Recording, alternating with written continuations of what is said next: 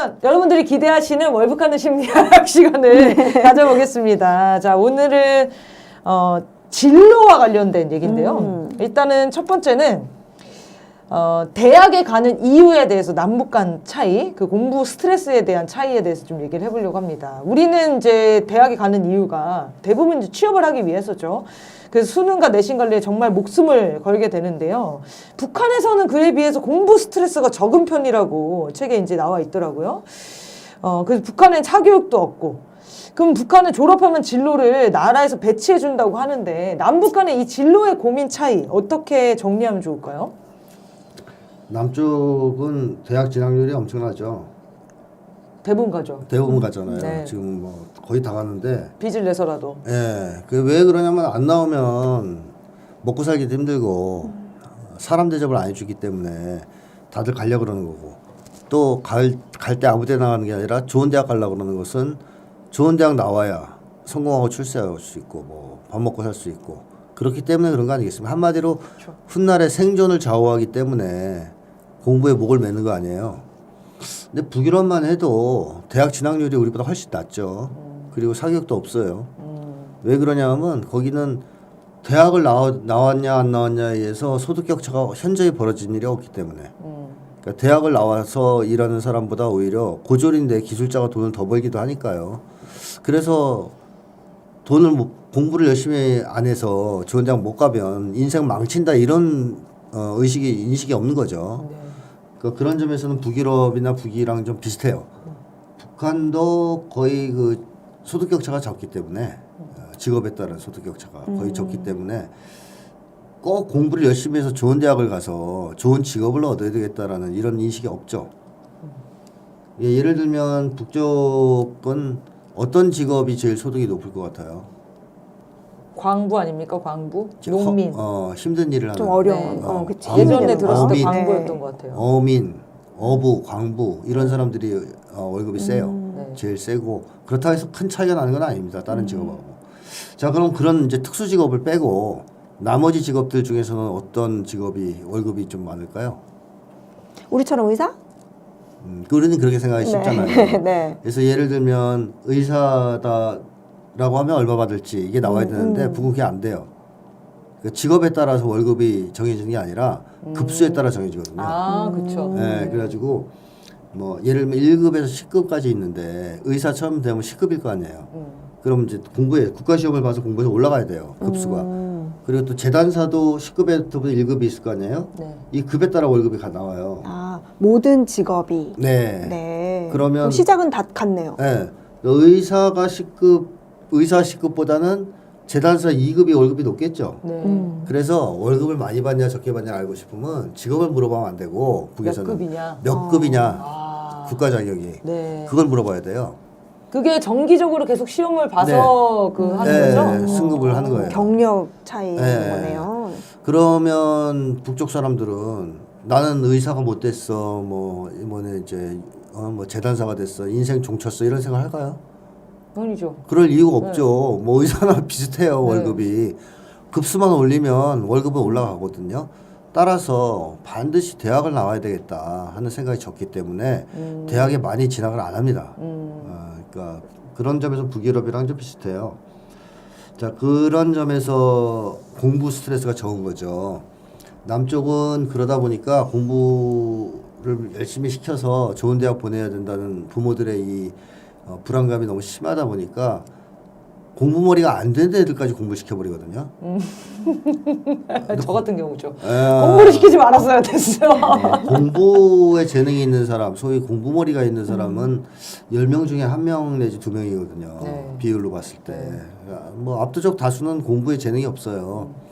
근데 다 공부를 시키니까 스트레스가 얼마나 심하겠습니까? 맞습니다. 그 좋아하는 공부도 아니거든요. 네. 좋아하는 영역의 공부를 시켜주면은 그나마 해볼만 한데. 그것도 할까 말까. 아, 그래서 그렇게 공부머리 없는 애들을 미친 듯이 사교육을 시켜서 출세시켜 놓으면 한동훈처럼 되는 거 아니에요. 윤석열처럼 되는 거죠. 네, 국가의 도움이 안 되잖아요. 국가의 도움도. 자, 그런 상황인데 북한 같은 경우에는 어려서부터 초등학교 때 선생님이 6년을 그냥 계속 가르치거든요. 같은 선생님이 네, 같은 아이를. 선생님이 담이 안 바뀌어요. 네. 1학년 때 들어온 애들을 딱 맡으면 졸업할 때까지. 부모 같겠다. 그러면. 그러면 그 애들에 대해서 완전히 도사죠. 네. 마삭한 거예요. 선생님이 완전히 마삭해요.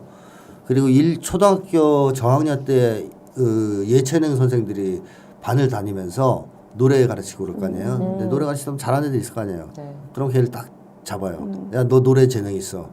동아리에 와. 노래 동아리에 이제 데려갑니다. 연습을 시키고. 너는 체육에 재능 있어. 체육 동아리 와. 그래서 어릴 때부터 이미 예체능 쪽을 뽑아가요. 또 다른 쪽에 재능 있는 애들도 뽑아가요. 동아리 활동이 활발하니까. 선천적 재능이 있는 친구들을 예, 한눈에 알아보고. 어릴 때부터. 그래서 네. 어릴 때 이미 뭐 예술 쪽, 체육 쪽 이런 쪽으로 나가기 시작하죠. 그러니까 북유럽도 초등학교 때 그렇게 교육하는 데가 많거든요. 그 핀란드 교육을 그렇다고 그게 칭찬하잖아요. 어릴 때부터 그런 걸 다 접하게 해서 재능 있는 쪽으로 애들을 데려간다.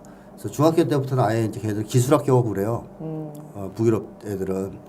그래서 그런 시스템이다 보니까 보통 적성, 진로 이걸 어려서 파악하고 그쪽으로 나가는 경우가 많다. 이렇게 이제 보시면 되겠죠. 그래서 남쪽은 진로 고민 그러면 돈 되는 거 뭐지? 뭘 하면 돈 벌 수 있지? 또는 뭘 하면 돈을 많이 벌 수 있지? 요게 기준 아닙니까? 네. 기준을 돈에다 잡는 이유는 그런 직업을 선택해야 인정받고 존중받을 수 있잖아요. 사실 그게 되게 크거든요. 그렇죠. 왜돈 더 벌어서 자꾸 올라가려고 그래요. 서열을. 그래야 인정받고 존중받을 수 있다고 생각하기 때문에 그런 거거든요. 근데 북쪽은 기본적으로 돈이 되냐 안 되냐 기준으로 직업을 선택하는 진로를 선택하는 사람들 별로 없죠. 다 비슷비슷하게 주니까. 그래서 적성과 재능을 따지고 어려서. 네. 그리고 나이가 좀 들면 국가 기여도를 따져요. 국가기여도? 국가에 얼마나 기여할 수 있는 직업이냐. 국가에서 어떻게 얼마나 바라는 직업이냐. 네네. 왜 그러냐? 국가에서 요구하는 직업에 종사하면 사회적 인정이 따라오거든요. 존중이 따라오고 칭찬받는 거예요. 남한에서 돈이 많으면 인정받는 네, 인정받듯이 것처럼. 북은 네. 그런 걸 해야 인정을 받아요. 예를 들어서 뭐 농촌이 지금 문제다. 젊은이들이 농촌에 많이 가야 된다. 그럼 북쪽 젊은이들이 막 농촌 탄원을 해요. 맞아요. 타는로 막 꽃다발 막 가겠다고. 그러면 칭찬받아요. 사람들이 와 훌륭한 청년들이야. 신문에도 실리고 막. 인정받고 존중받잖아. 그러니까 북쪽에서 그렇게 사랑받고 싶으면 한동훈처럼 농촌에 가면 되는 거지. 돈을 벌어야 되는 게 아니라 국가가 원하는 일을 해야 돼요. 네. 그러면 사람들이 칭찬을 해주거든. 그러니까 청년들은 그쪽으로 많이 가겠죠. 그래서 과학기술이 필요하다 그러면 또 똑똑한 애들은 다 그걸로 가요. 이제 국가와 국민을 위한 예, 일인 거죠. 핵에 대한 핵물리학이 필요하다 그러면 글로 또 막 가요. 그럼 칭찬받거든. 그러니까 결국 사람은 사회적 인정, 칭찬, 또 존중 이걸 향해서 움직이게 돼 있어요. 어느 사회에서나. 근데 그게 뭘 하면 그걸 받을 수 있느냐가 문제라는 거예요. 남쪽은 돈인 거고 북쪽은 어떻게 보면 국가에 얼마나 이제 기여하느냐 이거에 의해서 좌우되니까 젊은이들이 진로 선택할 때 기준점이 달라지는 것이죠. 아예 다르네요. 그러면. 네. 흥미롭습니다. 네. 그러면 이런 생각이 좀 들어요. 나는 춤을 잘 못 추는데 춤이 추고 싶어지거나 네. 이럴 순 없나? 그러니까 뭔가 저 그런 게 궁금해서 물어봤는데 된대요. 해도 돼요? 해도 된대요. 나는 이제 예를 들어 예능 동아리 네. 그러니까 무용 동아리에 가고 싶어. 근데 재능은 없어. 학교에서 노래 쪽이라 그래서 노래 동아리 가라 그러는 거예요. 근데 길을 쓰고 가겠다면 보내준대요. 아하. 본인의 그 요구를 받아들여서. 그렇군요. 근데 하다가 실력이 안 느니까 그쪽 자연스럽게 정리가 되는 도태가 되는 거예요? 거죠. 그 옛날 그거랑 똑같아요. 마이클 조단이 농구 선수잖아. 네. 농구 황제. 네. 근데 기어이 야구를 하고 싶다 그래가지고 아. 메이저리그 갔었잖아요. 아, 그랬어요? 네, 그 메이저리그 가서 서서 맨날 삼진 아웃 당해가지고 거기 자기가 잘하는 데가 그럴 수 없다. 있지. 마이클 조단이 결국 돌아왔어요. 그 일타를 그 그만. 기회를 줘야 돼. 실패할 수 있는 기회를. 그리고 이게 이해가 돼야 되거든요. 그치, 난 그 분명히 도전하게 해준 거, 그치? 내가 맞아. 노래를 잘하는 줄 알았는데 네. 이걸 내가 못하는구나를 깨달고 다른 곳에 돌아갈 수 있는 그런 곳도 마련을 해줘야 그렇죠. 이게 도전도 해보는 건데. 그렇죠. 네. 그래서 대체로는 자기 재능에 맞는 쪽을 선택하지만 간혹 그렇게 아닌 쪽을 가고 싶어 할 경우에는 보내준다고 해요. 사실 또 열심히 해서 또 할 수도 있고요. 네, 할 수도 있고 네. 아니면 이제 수도 마이클 있네. 조단 꼴이 날 수도 있는 수도 거고. 있고요. 네. 그러네요. 어쨌든 넌 안 돼! 이렇게 하는 것보다 훨씬 좋은 것 같아요. 우리는 그러지 않는데요. 약간 슬픈 게 그런 거 있잖아요. 나는 뭐 하고 싶어. 근데 아야 안 되겠다. 우리 집에서는 그만큼 대줄 돈이 돈이 없어서. 없다. 이러면 사실 아이들이 풀이 푹 죽고 그래서 아까 북한에서는 그 어렸을 때 초등학교 때 재능을 발견하면 선생님이 이제 키운다고 하는데 우리도 사실 초등학교 때 생각해보면 다 CA가 있잖아요. 그 클럽 활동하면 자기가 하고 싶은 거 할 수 있거든요. 그래서 저 어렸을 때 그런 일도 있었어요. 체육 시간에 그냥 전 체육을 잘 못해요. 못하는데 어떤 선생님이 와가지고 너 노르딕 한번 해볼래? 이러는 거예요. 노르딕 아세요? 몰라요. 스키 마라톤 하는 거. 잘할 것 같아 왠지. 스키로 하는 마라톤이거든요. 그걸로 한 몇십 킬로 달린 그 가는 거예요. 처음 들어봤죠. 그 노르딕이 뭔데요? 그랬더니 아니 넌 노르딕을 잘할 것 같아. 제가 볼 때 그 선생님 꽝이에요. 제가 끈기가 없거든요. 근데 어쨌든 그런 식으로 발탁해서 가는 경우들이 있잖아요. 초등학교 때. 네. 근데 문제는 언제 그만두냐. 부모님이 하지 말라고 하거나 그렇지, 돈이 많이 안 든다고 하거나 그치, 이러면 다 그치, 실패하는 그치. 거거든요. 그렇죠. 그게 조금 차이가 있네요. 재능이 있어도 예를 못하는 들면 경우도 이제 있고. 바이올린에 재능이 있다. 아이고 근데 큰일 나네. 바이올린을 살 돈이 있어야 되잖아요. 부모님 걱정이 수심 깊어지시죠. 네. 바이올린에 재능이 있으면. 미술에 재능 있다. 근데 그러면 이제 북쪽은 바이올린을 개인이 안 사잖아요. 아 맞아요, 다 맞아. 학교에서 다 줘요. 그리고 뭐 다 구비되어 있다. 직장에도 다 있어요. 모든 곳에 있기 때문에 예술 동아리에 들어가면 다 자기 바이올린이 생겨요. 그러니까 이제 악기를 산다는 개념이 없는 거죠. 그러니까요. 이제 그런 식이기 때문에 뭐 돈이 없어서 못하네 이런 건 없죠. 어떻게 보면 체제적으로 당연한 이런 네네, 사회주의 구조네요. 체제니까.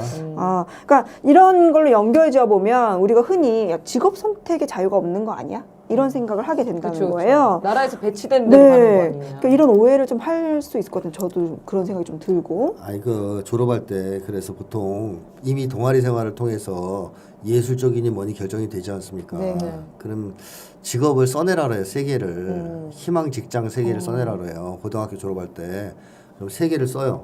그럼 그 중에 하나를 배치를 해준다는 거예요. 세 개를. 근데 이제 안 되는 건 이런 건 안 되겠죠. 뭐 의과 대학도 나온 적이 없고 의사 자격증도 없는데 병원 의사 세 개를 썼어. 그럼 국가에서 그건 아무리 해도 해줄 수가 없는 거예요. 그건 남쪽도 안 되지 않아요? 절대 써서 갈 수가 있나? 그러니까 그러면 직업 선택의 자유가 없는 건 아니지 않습니까? 아, 네. 근데 북쪽의 학생들도 바보가 아니니까 그런 자격이 없는데 그걸 쓰겠어요? 그렇죠. 자기가 하는 거 쓰는 거예요. 자기가 할 만한 거. 내가 예를 들어서 뭐 예능에 재능이 있다. 그림 그리는 쪽에서 이미 활동을 많이 했다. 동아리 활동을. 그러면 창작사 이런 데 세 군데 중에 하나를 쓰겠죠. 세 군데를 그걸 쓰겠죠. 네. 그러면 이제 그 창작사 중에 하나를 배정해 주는 거예요. 네. 근데 우리가 또 생각해야 될 게 이런 것 같아요. 우리는 직업별 이런 편차, 그러니까 차별을 많이 의식적으로 갖고 있잖아요. 네. 근데 북한에서는 아까 말씀하셨듯이 급수라든지 아니면 기여도라든지 그 직업을 바라보는 눈이 완전 다르기 때문에 우리 생각으로 하면은 그럼 뭐 힘든 직업은 누가 써? 뭐 다들 좋은 직업 하고 싶지 않아? 이렇게 생각하겠지만 북한은 우선 그런 게 없는 거겠네요. 근데 그런 거는 있죠. 예를 들면 힘든 일을 안 하고 싶은 그런 마음은 있을 수 있잖아요. 그래서 농촌이나 이런데 그치, 더 거기도 어려울 다 수는 고령화 있으니까. 그 현상이 있다는 거예요. 북한에도. 그래서 이제 그러니까 도시로 가고 싶어하는 그런 사람들 있잖아요. 네. 그러니까 그런 현상이 있지만 북한에서는 계속 그래도 이 땅 자기 고향을 지키자라든지 그런 식의 어떤 운동 같은 거를 펼치더라고요. 그 자연스러운 현상이 있죠. 노가다는 없어요. 그래서 일용직. 일용직이 없어요. 일용직이 그 직업이. 없어요. 그래서 북쪽이 집을 지을 때 군인들이 하는 거예요. 빨리 많이 필요한 그 건설 노동자들이 없구나. 없어요. 아니 그냥 일상적인 건설 노동자가 없어요. 직업이 그 직업군이 없어요. 건설 노동자 직업군이 없구나. 네, 너무 그런 신기하다. 직업이 없어요. 그거 써내는 사람도 없고 국가에서 그거 배치하는 것도 없고. 그렇죠. 없어요. 왜냐면 국가 계획에 의해서 움직이는 거니까. 그렇죠. 네. 그래서 그걸 할 때 대체로 군인이 투입되는 거고요. 그래요? 군인들이. 그 다음에 모집해요. 예를 들어 평양시 5만 세대 건설 운동. 그러면 평양시에 호소를 하죠. 네. 정부에서. 그러면 이거 국가적으로 중요한 사업인데 청년들 탄원해라. 그럼 이제 청년들이 막 자원서를 내요. 나 가서 하겠다. 그렇게 하면 이제 돌격대 같은 게 만들어지는 거예요. 네. 그런데 가서 이제 건설하는 거죠. 건설 노동자 다 그렇게 충원하지 따로 직업이 있지는 않아요. 그 옛날에 집 지어본 사람 그런 사람들 다시 탄원하고 막 그러겠네요. 그렇죠. 그럼 이제 경력직이. 베테랑이니까. 그러게. 신기하네요. 이거.